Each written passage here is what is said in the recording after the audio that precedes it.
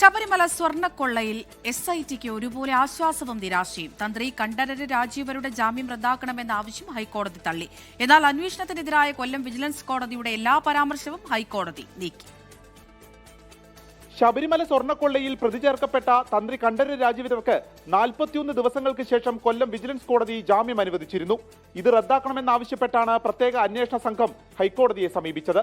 കൂടാതെ തന്ത്രിക്കെതിരെ തെളിവിന്റെ കണിക പോലുമില്ല എന്ന വിജിലൻസ് കോടതിയുടെ പരാമർശം കേസിന്റെ മുന്നോട്ടുള്ള പോക്കിന് തിരിച്ചടിയാകുമെന്ന വിലയിരുത്തലും SITക്ക് ഉണ്ടായിരുന്നു. എന്നാൽ തന്ത്രിയുടെ ജാമ്യം റദ്ദാക്കാനാകില്ലെന്ന് കോടതി. പക്ഷേ SITയുടെ അന്വേഷണത്തിന് എതിരായ എല്ലാ പരാമർശങ്ങളും ഹൈക്കോടതി നീക്കി. ഇത് പ്രത്യേക അന്വേഷണ സംഘത്തിന് താൽക്കാലിക ആശ്വാസമായി. ശബരിമലയിലെ അഷ്ടാഭിഷേക ക്രമക്കേടിൽ മഹാനിവേദ്യം, ഗണപതി ഹോമം, അഷ്ടാഭിഷേകം തുടങ്ങി എല്ലാ വഴിപാട് വിശദാംശങ്ങളും ഹൈക്കോടതി തേടി. കഴിഞ്ഞ 10 വർഷത്തെ മുഴുവൻ വഴിപാട് രേഖകളും സുനിൽകുമാർ ഉൾപ്പെടെയുള്ള സ്പോൺസർമാരുടെ വിവരങ്ങളും ഹാജരാക്കണം. തിരുവിതാംകൂർ ദേവസ്വം ബോർഡിനാണ് ഹൈക്കോടതി നിർദ്ദേശം നൽകിയത്. 24 കൊച്ചി.